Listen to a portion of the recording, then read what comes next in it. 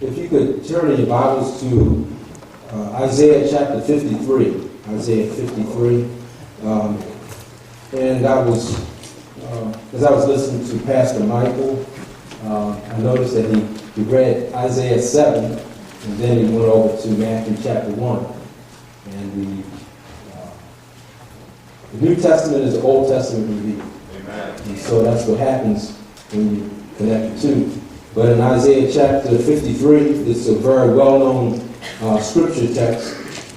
And I'm sure all of us here have heard at least one time. But Isaiah chapter 53 and the first 9 verses, reads, "Who has believed our report, and to whom has the arm of the Lord been revealed? For he shall grow up before him as a tender plant, and as a root out of the dry ground. He has no form or comeliness, and when we see him, there is no beauty that we should desire him. He is despised and rejected by men, a man of sorrows and acquainted with grief. And we hid, as it were, our faces from him. He was despised, and we did not esteem him. Surely he had borne our griefs and carried our sorrows, yet we esteemed him. We esteemed him stricken, smitten by God, and afflicted. But he was wounded for our transgressions. He was bruised for our iniquities. The chastisement for our peace was upon him, and by his stripes we are healed." And I'm going to stop right there, but as we read that, I'm sure everybody knows who's referred to in the reading of that, Jesus Christ. And in several of those verses, it reflects 700 years later how Jesus would live. In verse 2, it talks about Jesus being a root out of a dry ground.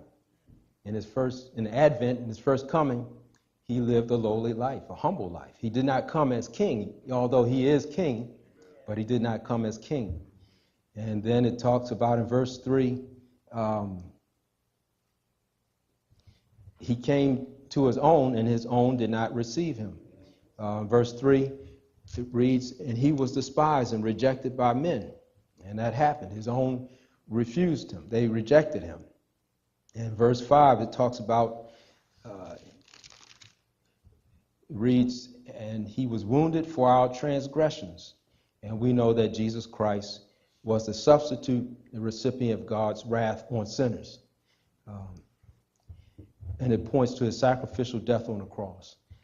So Isaiah is one of many of Old Testament pictures of Jesus Christ in the Old Testament.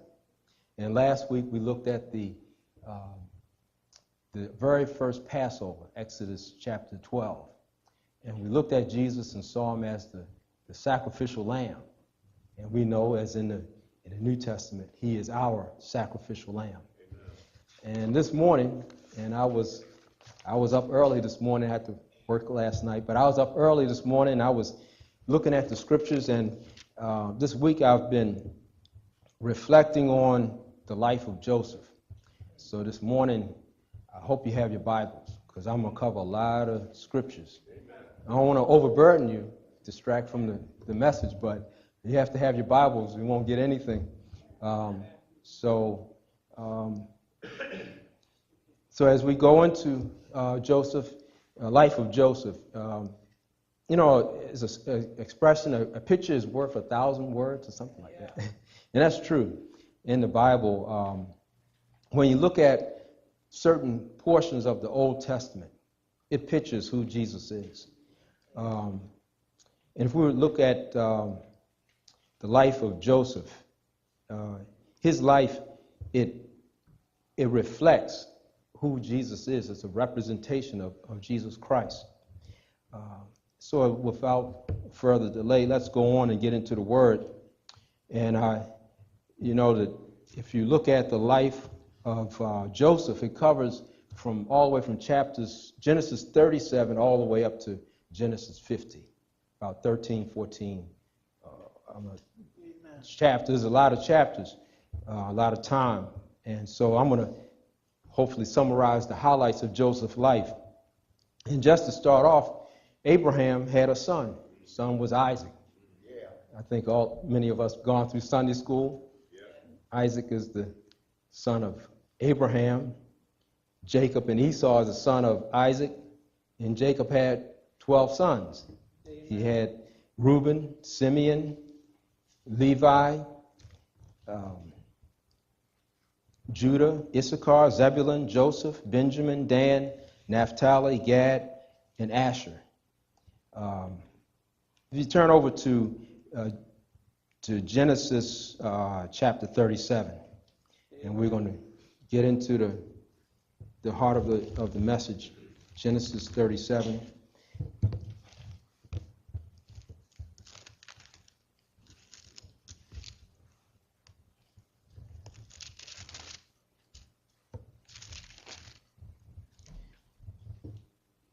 And in Genesis 37, we see that there was a dysfunctional problem in Jacob's household. We put it in modern day terms. Jacob showed favoritism.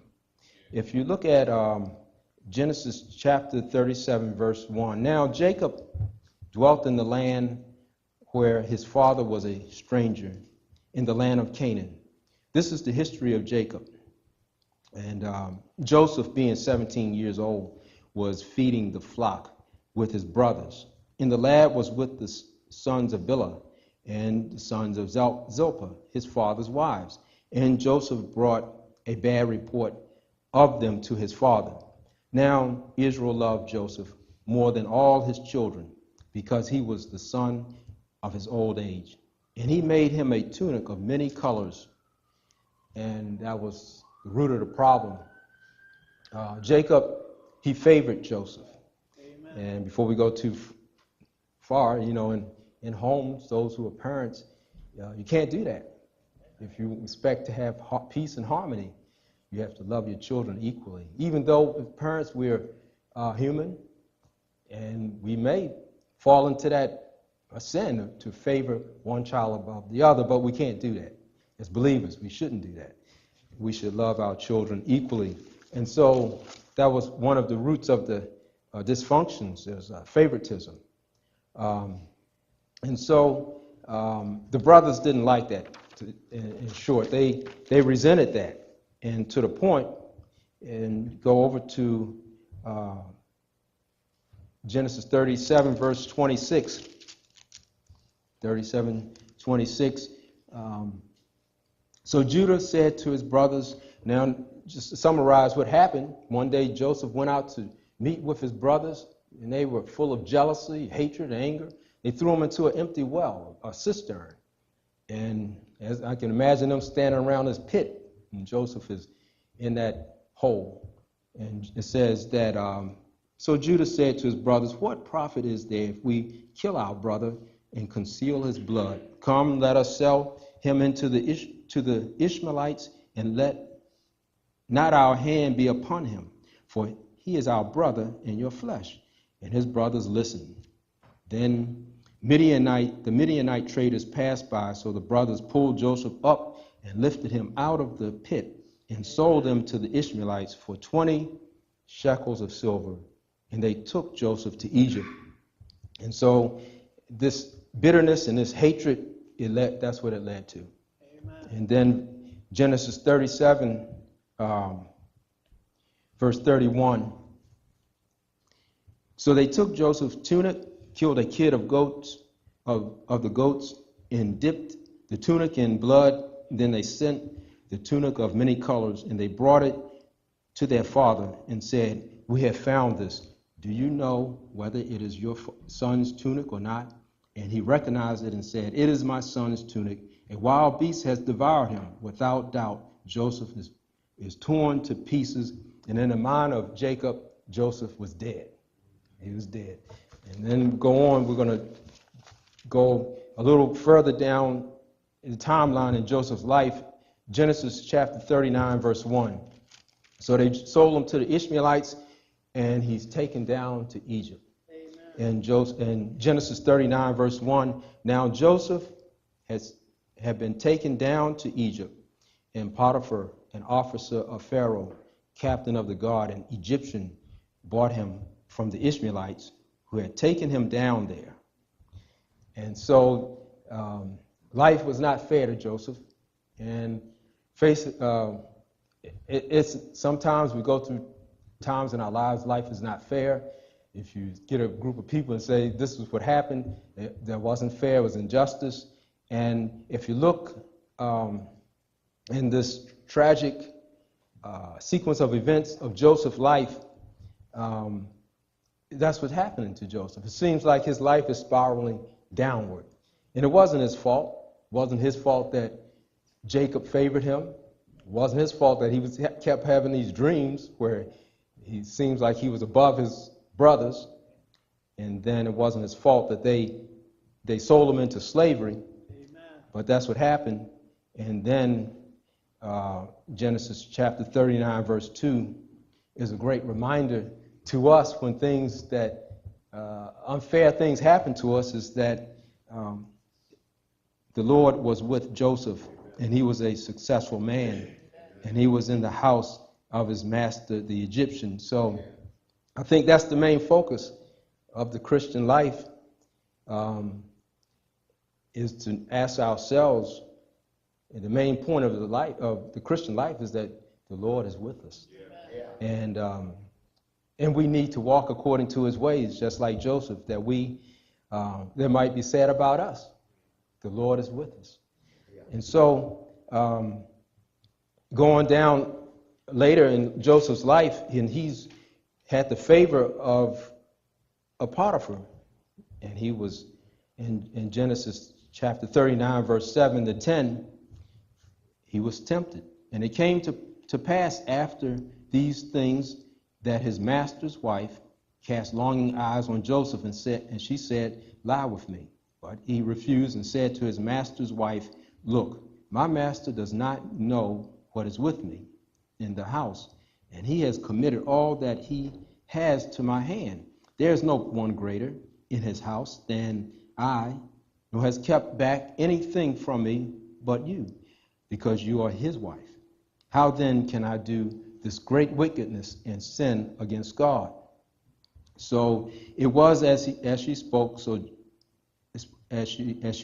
Joseph day by day, that he did not heed her, to lie with her or to be with her. And so in the summary, she kept tempting Joseph, but he didn't heed to her, but she falsely accused him. Falsely accused him of rape, and he ended up in prison. In Genesis 39, verse 20, it reads, then Joseph's master took him and put him into the prison, a place where the king's prisoners were confined. And he was in the prison. And then if you notice another reference to Joseph's character in verse 21. It says in Genesis 39:21, but the Lord was with Joseph and showed him mercy, and he gave him favor in the sight of the keeper of the prison. So, in short, Joseph went from a pit in Canaan, and now he's in a prison in Egypt. And it seems like things are really still spiraling downward. And so, as I was reflecting on the life of Joseph, and I noticed that I was listening to things on the radio about Nelson Mandela, and I was thinking about his life. He spent, I think, 27 years in prison, and I don't know if he expected to get out, but after 27 years of your life taken away from you, who wouldn't be bitter? Who wouldn't be bitter? But I heard of comment by Colin Powell. I believe, I'm not a politically minded person, but I believe Colin Powell was under the Reagan administration, and he kind of was at political, on different spectrums of politics than Nelson Mandela. But a comment made by Colin Powell was this. He made the comment that when he was around Nelson Mandela, he saw no hint of animosity or bitterness. He said he felt very comfortable in his presence. And I said, wow, what a... And then I was thinking about Joseph. He's in the prison. He's probably shackled, and shackled to the point where the cuffs maybe cause blood, to come forward. But his life doesn't end there in a prison in Egypt. But Joseph was released and exalted. If you turn to Genesis chapter 41.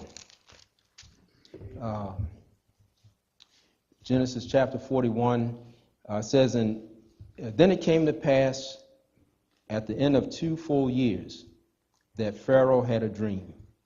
And behold, he stood by the river. Now, I'm not going to read the whole dream that Pharaoh had, but I'll put it, just summarize. Joseph was able to interpret the Pharaoh's dream. Yes. And while Joseph was in prison, 2 others were in prison with him. It was a butler and a baker. Well, the baker got hung. The butler got released, and somehow he knew about Joseph. He reminded of this Hebrew man in prison that could interpret dreams. So when the Pharaoh had to have his dream, he wanted his dream to be interpreted, he called, because of the butler, he called for Joseph. In Genesis chapter 41, verse 12, it reads, now there was a young man, Hebrew man with us there. This is the butler, a servant of the captain of the guard. And we told him, and he interpreted our dreams for us. To each man he interpreted according to his own dream. And it came to pass, just as he interpreted for us, so it happened. He restored me to my office, and he hanged him, meaning the baker. And then in verse 14, then Pharaoh sent and called Joseph, and they brought him quickly out of the dungeon. And he shaved, changed his clothing, and came to Pharaoh. And so in verse 15, and Pharaoh said to Joseph, I've had a dream, and there's no one who can interpret it. But I've heard it said of you that you can understand a dream to interpret it. So in short, Joseph interpreted the Pharaoh's dream, and this dream basically meant in Egypt there were going to be 7 years of plenty, and then they were going to go through a severe famine, 7 years of famine. And that was the dream, and that's what did happen. And one thing is that verse 38. Well, before we go there, let's read Genesis 41, verse 42. And this is Joseph's exaltation.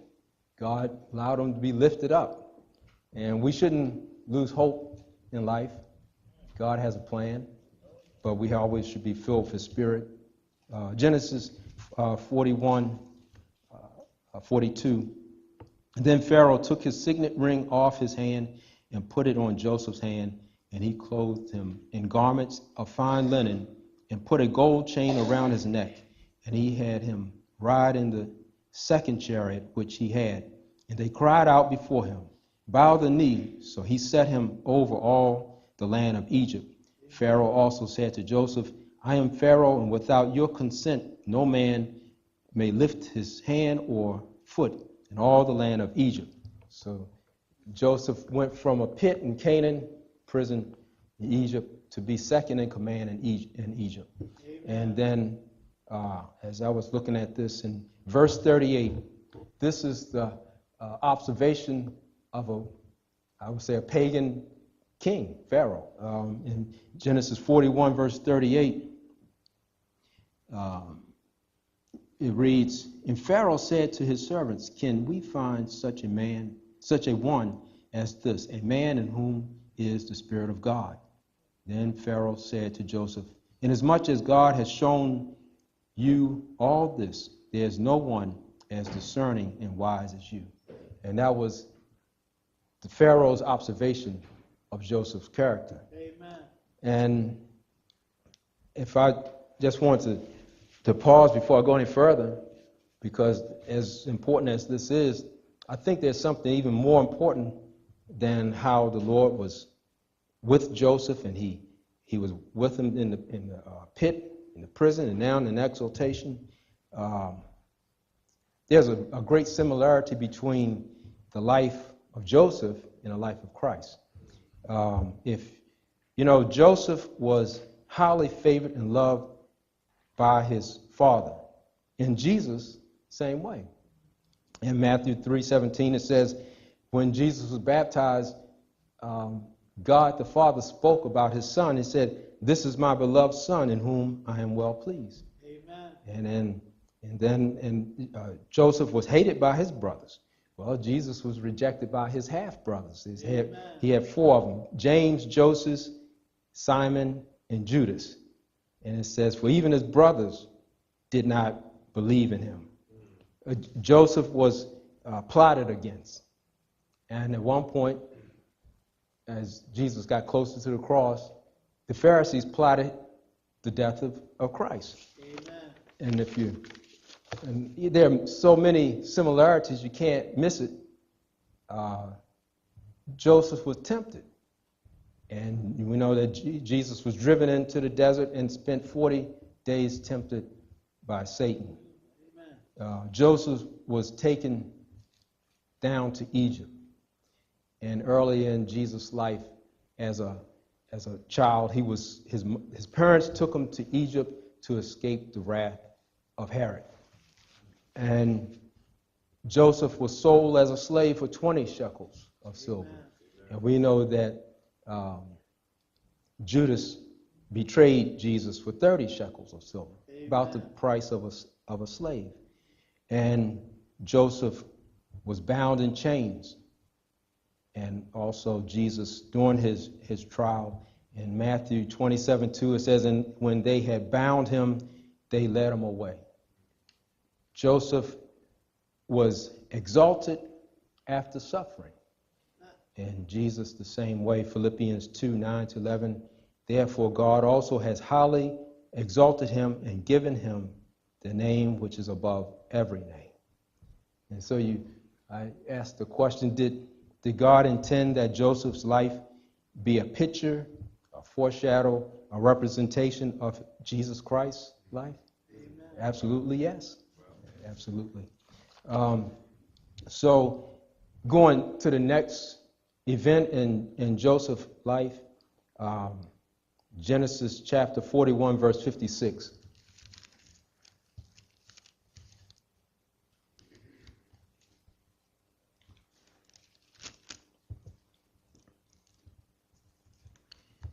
And the famine did happen. In chapter 41, verse 56, it reads, the famine was over all the face of the earth, and Joseph opened all the storehouses and sold to the Egyptians. And the famine became severe in the land of Egypt. Amen. So all the countries came to Joseph in Egypt to buy grain, because the famine was severe in all lands. Yes. And then in chapter 42, it reads, when Jacob saw that there was grain in Egypt, Jacob said to his sons, why do you look at one another? Why do you look at one another? And at this point, about 23 years had passed by since Joseph was sold into slavery. And these men, they're in their 40s, late 40s, early 50s. Joseph was about 40. And so his brothers, they were in their late 40s, early 50s. And it's just kind of, to me, I guess you could say this is Ron's reverse version, but as I see this, it's kind of humorous. These men sitting around their father, and he asked this question, why do you look at one another? I mean, we see that these men, these 10 brothers, we know that something about their character. They let jealousy get the best of them to the point they want to kill their own brother. And so they're sitting around their aged father, and he has to tell them, go down to Egypt and buy, in verse 2, and he said, indeed, I have heard that there is grain in Egypt. Go down to that place and buy for us that we may live and not die. And so that's what they did. These Joseph's 10 brothers took their father's advice and they went down. But the thing is that his father had to tell them to do it, and that's what they did. In Genesis chapter 45, verse 1, they're finally down in Egypt. Yes. The 10 brothers went down to Egypt. And from chapters 42, 43, and 44, Joseph is playing a cat and mouse game with them. Yes, sir. Because for some reason, the brothers went down to Egypt and they didn't recognize their brother. Amen. And I just can't, I can't understand it, but Joseph recognized them, but they didn't recognize their brother. And I don't know why. But another similarity, when Jesus was resurrected, 2 of his disciples were walking along the road to Emmaus. And in the book of Luke, it said that Jesus appeared to them, and in Luke chapter 11, and as he came up beside them, it says their eyes were restrained so they did not know him. Amen. And then in Luke 24, verse 27, it says, and beginning at Moses and all the prophets, he expounded to them all the scriptures, the things concerning himself. And then verse 31, then their eyes were opened and they knew him, and he vanished from their sight. And there's another similarity. 2 of his disciples, the brothers didn't recognize him, and disciples didn't recognize who Jesus was. And so for 3 chapters, Joseph was playing a cat and mouse game with his brothers. He didn't just reveal who he was, but he also didn't have bitterness in his heart. If we look at Genesis, and this is as I see it, the climax. Genesis chapter 45, verse 1. Then Joseph could not restrain himself before all those who stood by him. And he cried out, make everyone go out from me. So no one stood with him while Joseph made himself known to his brothers. And he wept aloud, and the Egyptians in the house of Pharaoh heard it. And then Joseph said to his brothers, I am Joseph. Does my father still live? But his brothers could not answer him, for they were dismayed in his presence. Amen. And Joseph said to his brothers, please come near to me. Please come near to me. So they came near. Then he said, I am Joseph, your brother, whom you sold into Egypt. But now do not therefore be grieved or angry with yourselves because you sold me here. For God sent me before you to preserve life. For these 2 years the famine has been in the land, and there are still 5 years in which there will be neither plowing nor harvesting. And God sent me before you to preserve a posterity for you in the earth, and to save your lives by a great deliverance. And so this is the climax of the story. Yes, sir. And in verse 4, Genesis 45, verse 4, I don't see any bitterness in Joseph's heart because he's weeping. He longed to reveal himself to his brothers. And in verse 4 it says, and Joseph said to his brothers, please come near to me. And it's a picture of Jesus Christ. As he reveals himself to us, here's his invitation. It says, come near to me. Amen. His invitation to come near to me. And so in verse 5, it reads, but now do not therefore be grieved or angry with yourselves because you sold me here. And in that, Joseph, there's no bitterness in Joseph's heart, but he said, you have to forgive yourselves. Do not be grievous or angry with me. He gave him the password. I would put it that way. He gave him the password because you sold me here. That was their sin against Joseph. You sold me, and only Joseph and his 10 brothers knew that. And you imagine walking around with that sin for 23 years? My goodness. But in there, I see how the Lord works with us. We can sin in our mind, our heart, and we need to confess that. See, Jesus doesn't want anything to come between you and him. Amen. No relationship, nothing. And we need to come before Christ because he longs for us to come to him, to come near to him, to have intimacy with him.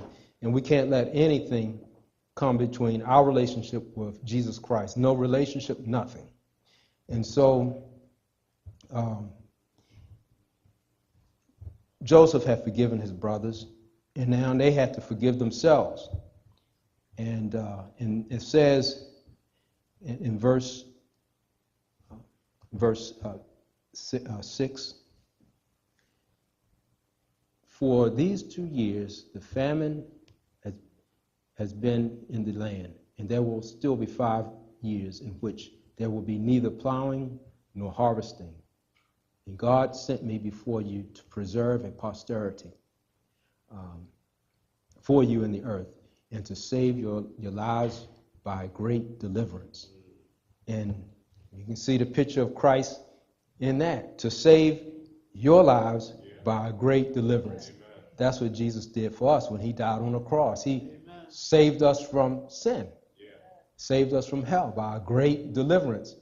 Some reject that, some accept it. And then he gives them a reassurance, I'll put it that way. If you turn over to Genesis chapter 50, Joseph is nearing the end of his life. Yes, sir. Jacob has passed on, and now the brothers he had to reassure his brothers. He reassured them and said, even though Jacob, Israel had passed on, I'm not going to get back at you. They thought he was. Even then, after Joseph had revealed himself to his brothers, he had sent caravans to pick up Jacob and bring him back to Egypt to live in the land of Goshen, which represent plenty and fruitfulness. And Jacob passed on, and now they were getting a little nervous. They said, now he's going to get us. And so Genesis chapter 50, verse 19, Joseph said to them, meaning his brothers, do not be afraid, for am I in the place of God? Be it as you, be as for you, you meant evil against me, but God meant it for good. Amen. In order to bring it about as it is this day, to save many people alive. Now therefore do not be afraid. I will provide for you and your little ones. And he comforted them and spoke kindly to them. And that's what Jesus does for us. He invites us to come close to him because he wants to forgive us. He wants us to enjoy his presence. He wants to provide for us. He wants to comfort us with his word. And that's what he does. That's what Joseph did. And he says, you meant it for evil. God meant it for good. To save many people. And so they were to speak comfort to them and kindness.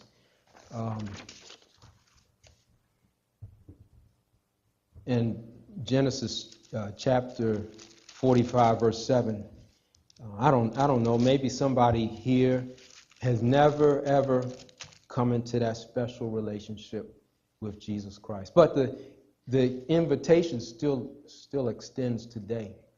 It still extends today. Genesis 45, verse 7. And God sent me before you to preserve a posterity for you in the earth and to save your lives by a great deliverance.